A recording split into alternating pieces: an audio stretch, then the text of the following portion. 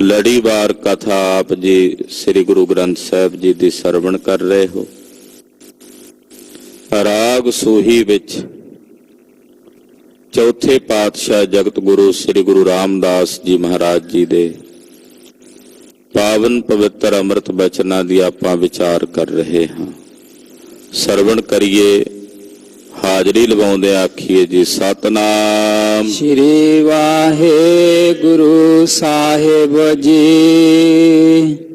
ਸੂਹੀ ਮਹੱਲਾ ਚੌਥਾ। ਹਰ ਹਰ ਕਰਹਿ ਨਿਤ ਕਪਟ ਕਮਾਵਹਿ, ਹਿਰਦਾ ਸ਼ੁੱਧ ਨਾ ਹੋਈ। ਧੰਨ ਸ੍ਰੀ ਗੁਰੂ ਰਾਮਦਾਸ ਪਾਤਸ਼ਾਹ ਹੁਣ ਉਹਨਾਂ ਪਖੰਡੀਆਂ ਦੀ ਗੱਲ ਕਰ ਰਹੇ ਨੇ ਜਿਨ੍ਹਾਂ ਦਾ ਬਾਹਰੀ ਜੀਵਨ ਕੁਝ ਹੋਰ ਹੈ, ਅੰਦਰੋਂ ਹੋਰ ਨੇ। ਉਹਨਾਂ ਲੋਕਾਂ ਨੂੰ ਕਿਹਾ ਜਾਂਦਾ ਮਖੌਟਾ ਧਾਰੀ। ਮਖੌਟਾ ਧਰਮੀ ਵੀ ਹੋ ਸਕਦਾ ਹੈ, ਮਖੌਟਾ ਸੰਸਾਰ ਦੇ ਵਿਖਾਵੇ ਵਾਲੇ ਕੀਤੇ ਕਰਮਾਂ ਦਾ ਵੀ ਹੋ ਸਕਦਾ ਹੈ, ਪਰ ਅੰਦਰੋਂ ਕੁਝ ਹੋਰ ਨੇ। ਉਹਨਾਂ ਨੂੰ ਕਹਿੰਦੇ ਆ ਬਹਰੂਪੀਏ,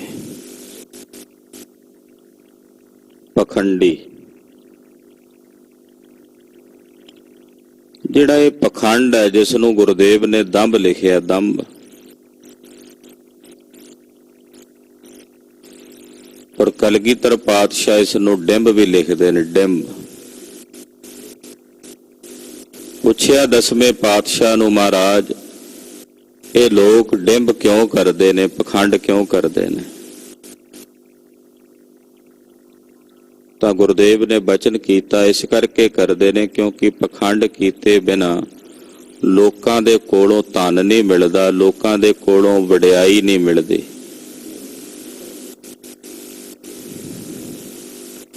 ਗੁਰਦੇਵ ਦੇ ਬਚਨ ਨੇ ਦਸਵੇਂ ਪਾਤਸ਼ਾਹ ਦੇ। ਗੁਰਦੇਵ ਕਹਿੰਦੇ ਡਿੰਭ ਕਰੇ ਬਿਨ ਪਈਅਤ ਨਾਹੀ, ਡਿੰਭ ਕਰੇ ਬਿਨ ਪਈਅਤ ਨਾਹੀ। ਪਖੰਡ ਕੀਤੇ ਬਿਨਾਂ ਲੋਕਾਂ ਕੋਲੋਂ ਸ਼ੋਹਰਤ ਨਹੀਂ ਮਿਲਦੀ, ਲੋਕਾਂ ਕੋਲੋਂ ਵਾਹ-ਵਾਹ ਨਹੀਂ ਮਿਲਦੀ। ਪਖੰਡ ਕੀਤੇ ਬਿਨਾਂ ਲੋਕਾਂ ਕੋਲੋਂ ਸੰਪਦਾ ਨਹੀਂ ਮਿਲਦੀ, ਵਿਭੂਤੀ ਨਹੀਂ ਮਿਲਦੀ।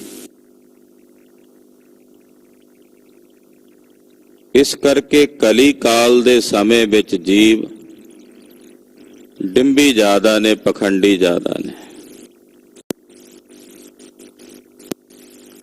ਜਗਤ ਗੁਰੂ ਬਾਬਾ ਜੀ ਨੇ ਜ਼ੁਲਮ ਤੇ ਪਖੰਡ, ਇਹਨਾਂ ਦੋਨਾਂ ਦਾ ਪੁਰਜੋਰ ਖੰਡਨ ਕੀਤਾ। ਜਿੱਥੇ ਪਖੰਡ ਸੀ, ਪਖੰਡ ਨੂੰ ਵੀ ਖੰਡਿਆ, ਜਿੱਥੇ ਜ਼ੁਲਮ ਸੀ, ਉੱਥੇ ਜ਼ੁਲਮ ਦੇ ਖਿਲਾਫ ਵੀ ਆਵਾਜ਼ ਬੁਲੰਦ ਕੀਤੀ। ਪਰ ਗੁਰਦੇਵ ਇੱਕ ਗੱਲ ਸਪਸ਼ਟ ਕਰਦਿਆਂ ਨਾਲ ਇਹ ਵੀ ਕਹਿੰਦੇ ਨੇ, ਡਿੰਭ ਕਰੇ ਬਿਨ ਪਈਅਤ ਨਾਹੀ, ਡਿੰਭਨ ਮੈਂ ਪਰਮੇਸ਼ਰ ਨਾਹੀ। ਕਹਿੰਦੇ ਰੱਬ ਸਾਰਿਆਂ ਵਿੱਚ ਹੈ, ਕਹਿੰਦੇ ਜੀ ਹਾਂ ਸਾਰਿਆਂ ਵਿੱਚ ਹੈ। ਪਰ ਗੁਰਦੇਵ ਕਹਿੰਦੇ ਇੱਕ ਬੰਦੇ ਇਹੋ ਜਿਹੇ ਹਨ ਜਿਨ੍ਹਾਂ ਵਿੱਚ ਰੱਬ ਨਹੀਂ ਹੈ, ਔਰ ਉਹ ਨੇ ਪਖੰਡੀ। ਡਿੰਭਨ ਮੈਂ ਪਰਮੇਸ਼ਰ ਨਾਹੀ, ਜਿਹੜੇ ਪਖੰਡੀ ਨੇ ਉਹਨਾਂ ਵਿੱਚ ਰੱਬ ਨਹੀਂ ਹੈ, ਪਖੰਡੀਆਂ 'ਚ ਪਰਮੇਸ਼ਰ ਨਹੀਂ ਹੈ।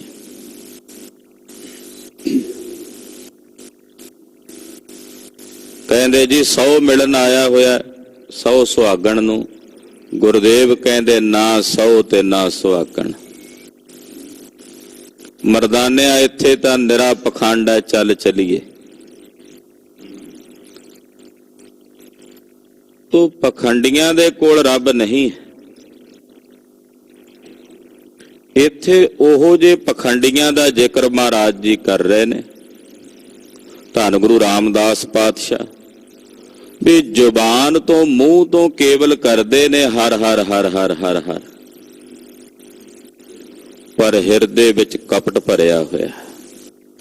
ਉਹਨਾਂ ਬਾਬਤ ਇੱਕ ਕਹਾਵਤ ਹੈ, ਮੁਖ ਮੈਂ ਰਾਮ ਰਾਮ ਬਗਲ ਮੈਂ ਛੁਰੀ। ਮੂੰਹ ਤੋਂ ਹਰ ਹਰ ਹਰ ਤੇ ਬੁੱਕਲ ਦੇ ਵਿੱਚ ਛੁਰੀ ਫੜੀ ਹੋਈ ਆ, ਵੀ ਜਿਹੜਾ ਆਇਆ ਵੱਢ ਲੈਣਾ। ਔਰ ਇਹ ਪਖੰਡੀ ਇਹੋ ਜੇ ਕਬੀਰ ਜੀ ਮਹਾਰਾਜ ਜੀ ਦੱਸਦੇ, ਗਲੀ ਜਨਾ ਜਪ ਮਾਲੀਆਂ ਲੋਟੇ ਹੱਥ ਨਿਬੱਗ, ਓਏ ਹਰ ਕੇ ਸੰਤ ਨਾ ਆਖੀਐ ਬਾਨਾਰਸ ਕੇ ਠੱਗ, ਐਸੇ ਸੰਤ ਨਾ ਮੋਕੋ ਭਾਵੈ ਡਾਲਾ ਸਿਉ ਪੇਡਾ ਗਟਕਾਵੈ। ਇੱਕ ਤਾਂ ਹੁੰਦੇ ਆ ਵੀ ਜਿਹੜੇ ਟਹਿਣੀਆਂ ਨਾਲੋਂ ਫਲ ਖਾਂਦੇ ਨੇ, ਕਹਿੰਦੇ ਪਖੰਡੀ ਇਹੋ ਜਿਹੇ ਨੇ ਜਿੱਥੋਂ ਫਲ ਖਾਣਾ ਟਹਿਣੀਆਂ ਸਮੇਤ ਦਰਖਤ ਨੂੰ ਹੀ ਖਾ ਜਾਂਦੇ ਆ। ਇਹ ਪਖੰਡੀ ਇਹੋ ਜਿਹੇ ਨੇ।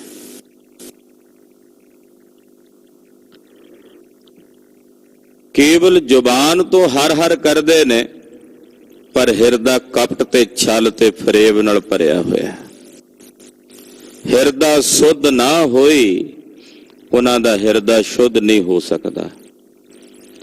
ਜਿਹੜੇ ਕੇਵਲ ਜ਼ੁਬਾਨ ਤੋਂ ਲੋਕਾਂ ਨੂੰ ਵਿਖਾਣ ਲਈ ਹਰ ਹਰ ਕਰ ਰਹੇ ਨੇ,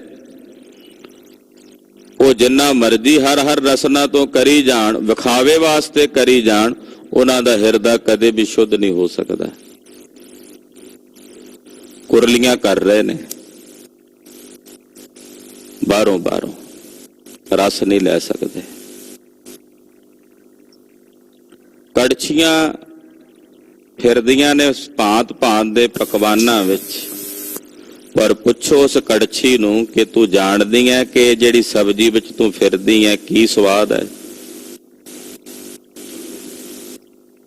ਤੂੰ ਖੀਰ ਵਿੱਚ ਫਿਰੀ ਹੈ, ਦੱਸ ਖੀਰ ਦਾ ਕੀ ਸਵਾਦ ਹੈ? ਉਹ ਕੜਛੀ ਨਹੀਂ ਦੱਸ ਸਕਦੀ, ਉਹ ਸਵਾਉ ਤੋਂ ਵੀ ਹੋਣੀਆਂ ਨੇ। ਇਨ ਬਿਨ ਇਸੇ ਪ੍ਰਕਾਰ ਜਿਹੜੇ ਕਪਟੀ ਪੁਰਸ਼ ਨੇ, ਜਿਨ੍ਹਾਂ ਦੇ ਅੰਦਰ ਕਪਟ ਦੀ ਬਿਰਤੀ ਹੈ, ਛਲ ਦੀ ਬਿਰਤੀ ਹੈ, ਉਹ ਕੇਵਲ ਜ਼ੁਬਾਨ ਤੋਂ ਤਾਂ ਹਰ ਹਰ ਕਰ ਰਹੇ ਨੇ, ਪਰ ਉਹਨਾਂ ਦਾ ਹਿਰਦਾ ਸ਼ੁੱਧ ਨਹੀਂ ਹੁੰਦਾ, ਉਹਨਾਂ ਦਾ ਅੰਤःਕਰਨ ਸ਼ੁੱਧ ਨਹੀਂ ਹੁੰਦਾ। ਉਹਨਾਂ ਦੀ ਦਸ਼ਾ ਇੱਕ ਐਸੇ ਬਗਲੇ ਦੇ ਸਮਾਨ ਹੈ ਜਿਹੜਾ ਕਿਸੇ ਛੱਪੜ ਦੇ, ਕਿਸੇ ਦਰਿਆ ਦੇ, ਕਿਸੇ ਨਦੀ ਦੇ, ਕਿਸੇ ਤੀਰਥ ਦੇ ਕੰਢੇ ਤੇ ਬੈਠਾ ਹੈ, ਚਿੱਟੇ ਰੰਗ ਦਾ ਐਨ ਬੱਗਾ ਹੋ ਕੇ,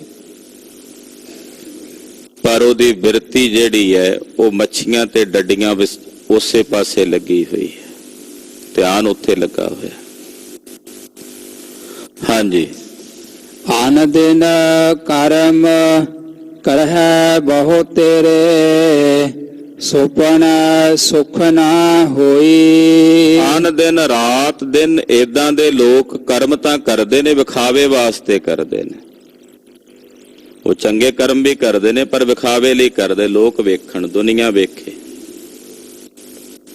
ਅਖਬਾਰ 'ਚ ਫੋਟੋ ਲੱਗੇ ਮੈਂ ਤਾਂ ਇਹ ਕੰਮ ਕਰਦਾ, ਉਦਾਂ ਨਹੀਂ ਕੋਈ ਮਤਲਬ। ਇੱਥੇ ਤਾਂ ਵੇਖਣ ਵਿੱਚ ਇਹ ਵੀ ਮਿਲਦਾ, ਕਿਲੋ ਆਟਾ ਦੇ ਕੇ ਵੀ ਫੋਟੋਆਂ ਖਿਚਾ ਕੇ ਪ੍ਰਸਿੱਧੀ ਖੱਟਣਾ ਚਾਹੁੰਦੇ ਆ। ਪਾਈਆ ਭਰ ਫਰੂਟ ਦੇ ਕੇ ਵੀ ਇੱਥੇ ਤਾਂ ਫੋਟੋ ਖਿੱਚ ਕੇ ਕਹਿੰਦੇ ਆ ਜੀ ਅਸੀਂ ਵੇਖੋ ਇੰਨਾ ਕੁਝ ਦਾਨ ਕਰ ਰਹੇ ਹਾਂ, ਇਹ ਦਾਨ ਕਰ ਰਹੇ ਹਾਂ। ਹੁਣ ਜਦੋਂ ਵਿਖਾਵੇ ਵਸ ਹੋ ਕਰਕੇ ਕੋਈ ਕਰਮ ਕਰਨਾ, ਤਾਂ ਵਿਖਾਵੇ ਵਸ ਹੋ ਕੇ ਕੀਤੇ ਗਏ ਜਿਤਨੇ ਵੀ ਪਖੰਡ ਸਹਿਤ ਕਰਮ ਨੇ, ਉਹਨਾਂ ਕਰਮਾਂ ਨਾਲ ਜੇ ਕੋਈ ਬੰਦਾ ਕਹੇ ਵੀ ਮੈਂ ਸੁਖੀ ਹੋ ਜਾਵਾਂ, ਗੁਰਦੇਵ ਕਹਿੰਦੇ ਭੁੱਲ ਜਾ, ਤੂੰ ਕਦੇ ਸੁਪਨੇ ਵਿੱਚ ਵੀ ਸੁਖੀ ਨਹੀਂ ਹੋ ਸਕਦਾ। ਏਦਾਂ ਦੇ ਕਰਮ ਕਰਕੇ ਜਿਹੜੇ ਵਿਖਾਵੇ ਲਈ ਕਰ ਰਹੇ ਆ, ਤੂੰ ਕਦੇ ਸੁਪਨੇ ਵਿੱਚ ਵੀ ਸੁਖੀ ਨਹੀਂ ਹੋ ਸਕਦਾ। ਸੁਪਨਾ ਸੁਖ ਨਾ ਹੋਈ, ਸੁਪਨੇ ਵਿੱਚ ਵੀ ਇਹੋ ਜਿਹੇ ਬੰਦਿਆਂ ਨੂੰ ਸੁਖ ਨਹੀਂ ਮਿਲਦਾ, ਉਹ ਅੰਦਰੋਂ ਕਿਰਜਦੇ ਹੀ ਹੁੰਦੇ ਆ, ਅੰਦਰੋਂ ਕਿਰਜਦੇ ਹੀ ਰਹਿੰਦੇ, ਉਹਨਾਂ ਨੂੰ ਸੰਤੁਸ਼ਟੀ ਨਹੀਂ ਹੁੰਦੀ, ਕਿਉਂਕਿ ਮਨ ਰਾਜੀ ਨਹੀਂ ਹੁੰਦਾ, ਕੇਵਲ ਸਰੀਰ ਕਰਕੇ ਕਰ ਰਹੇ ਨੇ। ਏਦਾਂ ਦੇ ਜਿਹੜੇ ਵਿਖਾਵਾ ਧਾਰੀ ਲੋਕ ਨੇ, ਜਿਹੜੇ ਕਰਮ ਕਰਦੇ ਨੇ ਵਿਖਾਵਾ ਕਰਨ ਲਈ, ਉਹਨਾਂ ਨੂੰ ਕਦੇ ਸੁਪਨੇ ਵਿੱਚ ਵੀ ਸੁਖ ਨਹੀਂ ਪ੍ਰਾਪਤ ਹੁੰਦਾ। ਗਿਆਨੀ ਗੁਰ ਬਿਨ ਭਗਤ ਨਾ ਹੋਈ। ਇੱਕ ਗੱਲ ਯਾਦ ਰੱਖਿਓ ਕਿ ਗਿਆਨੀ ਗੁਰੂ ਬਿਨਾ, ਕੈਸਾ ਗੁਰੂ? ਜਿਹੜਾ ਬ੍ਰਹਮ ਗਿਆਨੀ ਵੀ ਹੋਵੇ ਤੇ ਬ੍ਰਹਮ ਸ਼ਰੋਤਰੀ ਵੀ ਹੋਵੇ, ਜਿਹਨੂੰ ਬ੍ਰਹਮ ਨੇਸ਼ਟੀ ਤੇ ਬ੍ਰਹਮ ਸ਼ਰੋਤਰੀ ਕਹਿੰਦੇ ਨੇ। ਬ੍ਰਹਮ ਨੇਸ਼ਟੀ ਔਰ ਬ੍ਰਹਮ ਸ਼ਰੋਤਰੀ ਗੁਰੂ ਤੋਂ ਬਿਨਾ ਸੱਜਣਾ ਤੂੰ ਭਗਤੀ ਨਹੀਂ ਕਰ ਸਕਦਾ, ਭਗਤੀ ਨਹੀਂ ਹੋ ਸਕਦੀ ਗੁਰੂ ਬਿਨਾ। ਭਗਤੀ ਦੀ ਦਾਤ ਤਾਂ ਗੁਰੂ ਕੋਲੋਂ, ਪਖੰਡ ਜਿੰਨੇ ਮਰਜ਼ੀ ਕਰ ਲੈ ਉਹ ਤੂੰ ਆਪਣੇ ਆਪ ਕਰ ਸਕਦਾ, ਪਰ ਭਗਤੀ ਗੁਰੂ ਬਿਨਾ ਨਹੀਂ ਹੋ ਸਕਦੀ। ਜੇ ਤਾਂ ਭਗਤੀ ਦੀ ਦਾਤ ਪ੍ਰਾਪਤ ਕਰਨੀ ਹੈ ਤਾਂ ਫਿਰ ਤੈਨੂੰ ਗੁਰੂ ਦੀ ਪਨਾਹ 'ਚ ਆਉਣਾ ਪੈਣਾ, ਗੁਰੂ ਦੀ ਸ਼ਰਨ ਵਿੱਚ ਆਉਣਾ ਪੈਣਾ, ਤੇ ਗੁਰੂ ਦੀ ਪਨਾਹ ਵਿੱਚ ਪਖੰਡੀ ਨਹੀਂ ਆ ਸਕਦੇ। ਲੋਕਾਂ ਨੂੰ ਵਿਖਾਉਣ ਵਾਸਤੇ ਭਾਵੇਂ ਆ ਜਾਣ ਕਿ ਵੇਖੋ ਜੀ ਇਹ ਤਾਂ ਗੁਰੂ ਘਰ ਫਿਰਦੇ ਨੇ, ਪਰ ਸਤਿਗੁਰਾਂ ਦੀ ਨਿਗਾਹ ਵਿੱਚ ਉਹ ਪ੍ਰਵਾਨ ਨਹੀਂ ਹਨ। ਗਰੀਬਨਵਾਜ ਪਾਤਸ਼ਾਹ ਕਹਿੰਦੇ ਗੁਰੂ ਤੋਂ ਬਿਨਾ ਭਗਤੀ ਨਹੀਂ ਹੋ ਸਕਦੀ।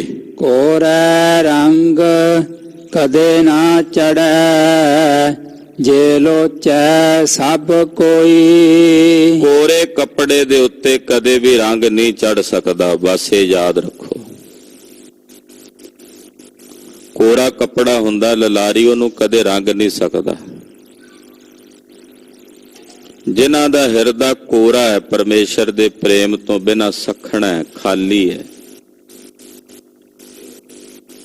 ਉਹ ਭਾਵੇਂ ਬੜਾ ਲੋਚਣ, ਬੜਾ ਚਾਹਣ ਕਿ ਸਾਨੂੰ ਗੁਰੂ ਆਪਣੀ ਸ਼ਰਨ 'ਚ ਰੱਖ ਲੈ, ਪਰ ਜੇ ਹਿਰਦਾ ਗੁਰੂ ਦੇ ਪ੍ਰੇਮ ਤੋਂ ਵਿਹੂਣਾ ਤੇ ਕੇਵਲ ਪਖੰਡੀ ਨੇ, ਮਹਾਰਾਜ ਜੀ ਕਹਿੰਦੇ ਕਦੇ ਵੀ ਉਹਨਾਂ ਤੇ ਪਰਮੇਸ਼ਰ ਦੀ ਭਗਤੀ ਦਾ ਰੰਗ ਨਹੀਂ ਚੜ ਸਕਦਾ। ਰਹਾਉ ਜਪ ਤਪ ਸੰਜਮ ਵਰਤ ਕਰੇ ਪੂਜਾ, ਮਨ ਮੁਖ ਰੋਗ ਨਾ ਜਾਈ। ਪਖੰਡੀ ਬੰਦਾ ਪਖੰਡ ਕਰਦਿਆਂ ਬੜੇ ਜਪ ਕਰਦਾ, ਬੜੇ ਤਪ ਕਰਦਾ, ਬੜੀ ਮਰਿਆਦਾ ਰੱਖਦਾ, ਬੜੇ ਵਰਤ ਰੱਖਦਾ, ਪੂਜਾ ਅਰਚਨਾ ਕਰਦਾ,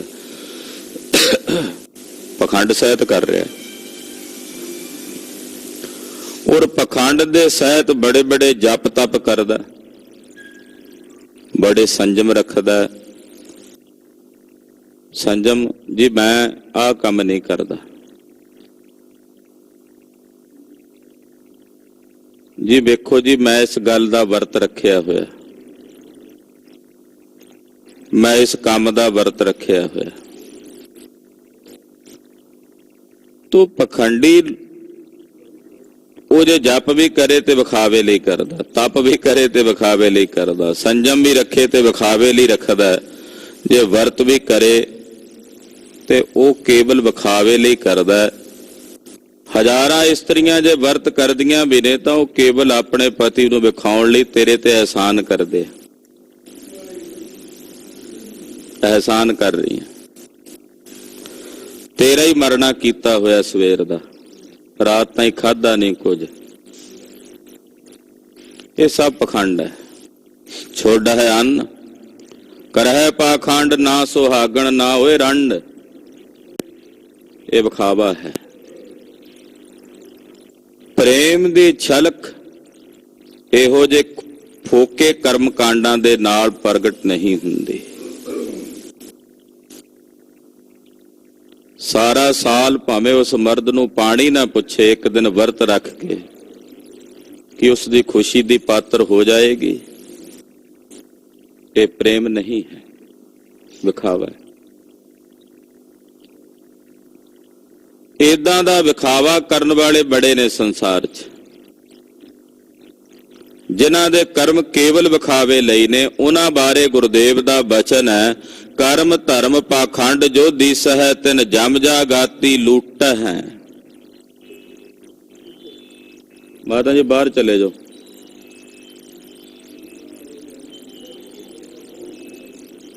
ਕਰਮ ਧਰਮ ਪਾਖੰਡ ਜੋ ਦੀਸ ਹੈ, ਤਿਨ ਜਮ ਜਾ ਗਾਤੀ ਲੂਟ ਹੈ।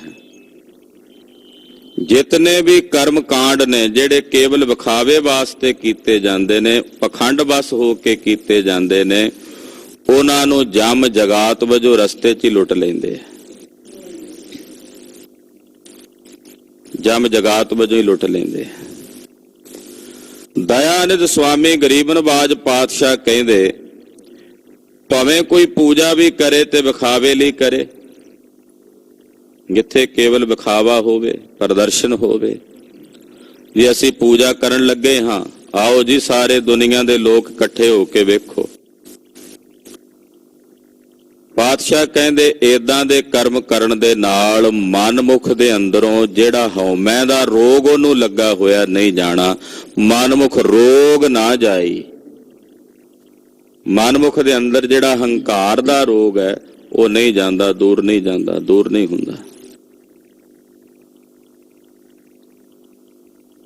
ਇੱਥੇ ਨਹੀਂ ਕਿਹਾ ਕਿ ਤੁਸੀਂ ਪੂਜਾ ਅਰਚਨਾ ਛੱਡ ਦਿਓ। ਆਪਣੇ ਇਸ਼ਟ ਦੀ ਪੂਜਾ ਕਰਨੀ ਚਾਹੀਦੀ ਹੈ।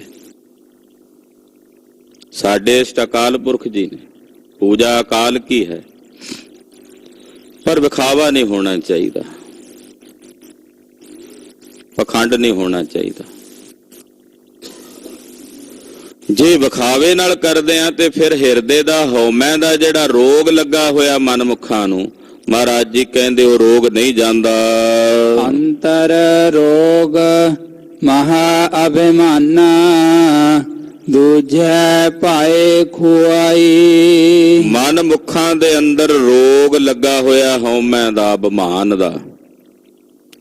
ਅੰਤਰ ਰੋਗ ਮਹਾ ਅਭਿਮਾਨਾ, ਵੱਡਾ ਅਭਿਮਾਨ, ਇਹ ਅੰਦਰ ਰੋਗ ਲੱਗਾ ਹੋਇਆ ਮਨਮੁਖ ਨੂੰ। ਉਹਰੇ ਬੜਾ ਵੱਡਾ ਅਭਿਮਾਨ ਦਾ ਰੋਗ ਹੈ। ਮੈਂ ਹੀ ਆ, ਮੇਰੇ ਬਿਨਾਂ ਹੋਰ ਕੌਣ ਹੈ? ਇਹਨੂੰ ਕਹਿੰਦੇ ਨੇ ਅਭਿਮਾਨ। ਦੂਜਾ ਭਾਏ ਖੁਆਈ, ਦੂਜੇ ਭਾਵ ਵਿੱਚ ਦੁਬਦਾ ਵਿੱਚ ਲੱਗ ਕੇ ਇਹ ਜੀਵ ਆਪਣਾ ਸਾਰਾ ਕੁਝ ਹੀ ਖੁਆ ਬੈਂਦਾ, ਇਹਦੇ ਪੱਲੇ ਕੁਝ ਨਹੀਂ ਰਹਿੰਦਾ। ਨਾ ਸਤ ਰਹਿੰਦਾ, ਨਾ ਸੰਤੋਖ, ਨਾ ਦਇਆ, ਨਾ ਧੀਰਜ। ਸਾਰੇ ਸ਼ੁਭ ਗੁਣ ਮਨਮੁਖ ਆਪਣੇ ਹਿਰਦੇ ਚੋਂ ਗਵਾ ਬੈਠਦਾ ਹੈ। ਬਾਹਰ ਭੇਖ ਬਹੁਤ ਚਤੁਰਾਈ, ਮਨੁਆ ਦਹਿ ਦਿਸ ਧਾਵੈ। ਬਾਹਰੋਂ ਭੇਖ ਧਾਰਨ ਕੀਤਾ ਹੋਇਆ ਭੇਖਧਾਰੀ ਹੈ, ਔਰ ਉਹ ਭੇਖ ਧਾਰਮਿਕ ਵੀ ਹੋ ਸਕਦਾ, ਉਹ ਲਿਬਾਸ ਧਾਰਮਿਕ ਵੀ ਹੋ ਸਕਦਾ। ਮੱਥੇ ਤੇ ਤਿਲਕ ਲੱਗੇ ਸੀ ਸੱਜਣ ਠੱਗ ਦੇ, ਗਲ 'ਚ ਜਨੇਊ ਵੀ ਪਾਇਆ ਹੋਇਆ। ਬਾਹਰੋਂ ਕਈ ਪ੍ਰਕਾਰ ਦੇ ਭੇਖ ਧਾਰਨ ਕਰਕੇ ਪਖੰਡੀ ਆਦਮੀ ਬੜੀ ਚਤੁਰਾਈ ਕਰਦਾ, ਪਤਾ ਨਹੀਂ ਲੱਗਣ ਦਿੰਦਾ। ਬਾਹਰ ਭੇਖ ਬਹੁਤ ਚਤੁਰਾਈ, ਬੜੀ ਚਤੁਰਾਈ ਕਰਦਾ, ਔਰ ਵਿਖਾਵਾ ਕਰਕੇ ਸਿੱਧ ਕਰਦਾ ਮੈਂ ਧਰਮੀ ਹਾਂ,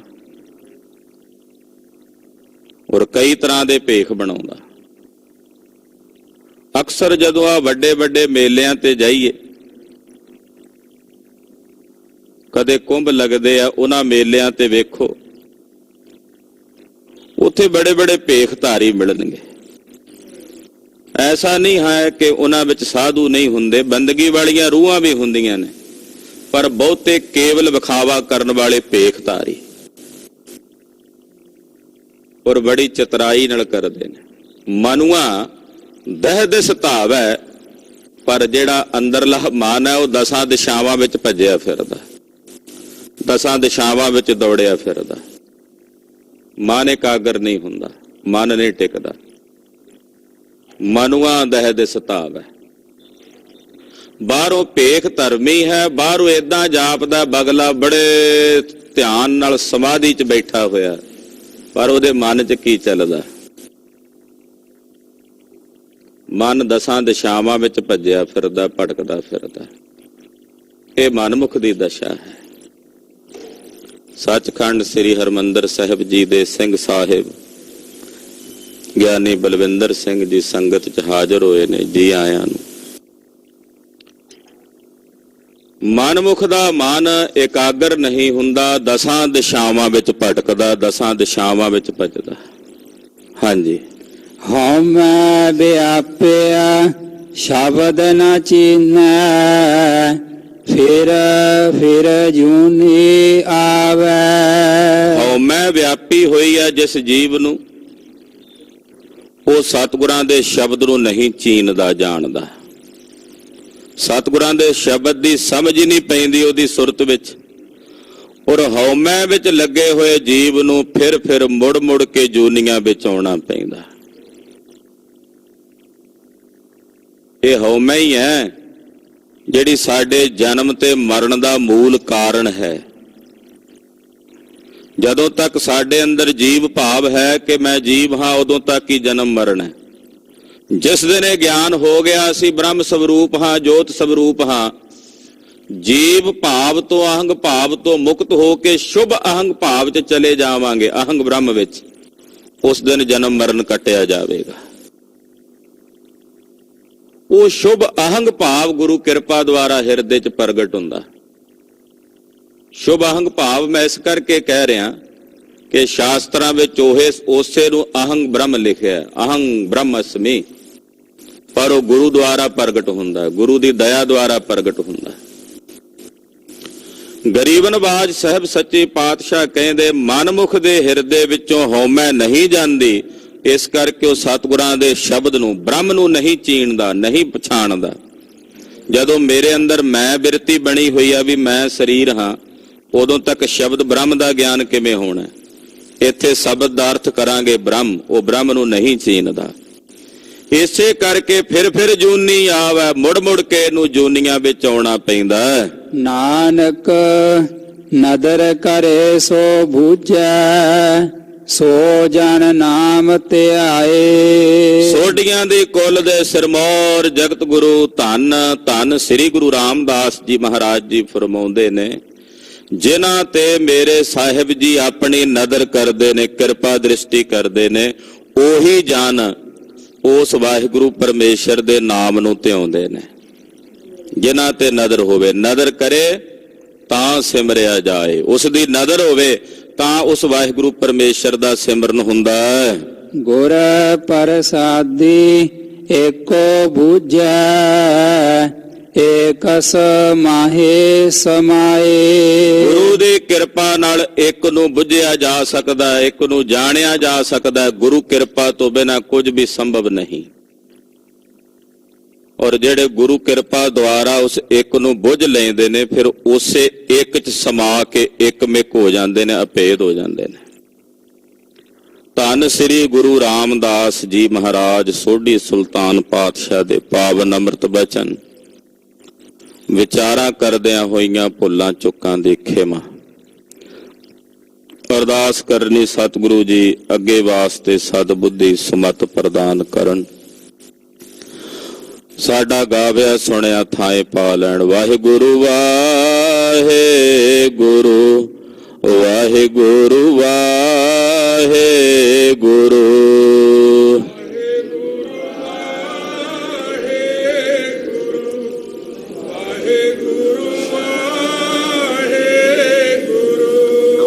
ਵਾਹਿਗੁਰੂ ਵਾਹਿਗੁਰੂ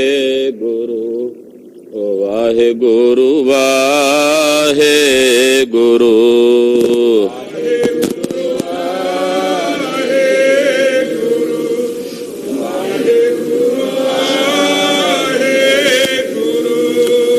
ਵਾਹਿਗੁਰੂ ਵਾਹਿਗੁਰੂ ਵਾਹਿਗੁਰੂ ਵਾਹਿਗੁਰੂ।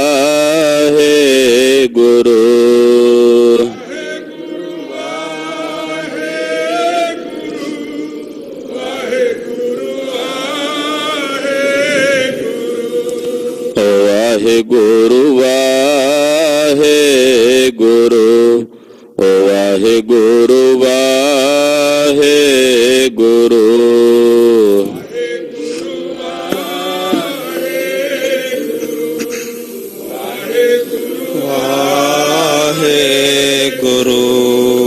ਵਾਹਿਗੁਰੂ ਜੀ ਕਾ ਖਾਲਸਾ, ਵਾਹਿਗੁਰੂ ਜੀ ਕੀ ਫਤਿਹ।